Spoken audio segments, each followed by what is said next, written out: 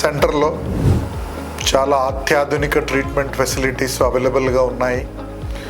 Like వచ్చిన పేషెంట్లకి first చూసి మదర్ అయ్యేదానికి ఏమన్నా ప్రాబ్లమ్స్ ఉంటే బోత్ హస్బెండ్ వైఫ్కి ఇద్దరికి డీటెయిల్గా వాళ్ళు ఏమి ప్రాబ్లమ్స్ ఉన్నాయని అడిగి దాని తర్వాత కావాల్సిన స్కాను, వీర్యకణాల పరీక్షలు, బ్లడ్, హార్మోన్ టెస్టులని కూడా మనం అందిస్తూ ఉన్నాము.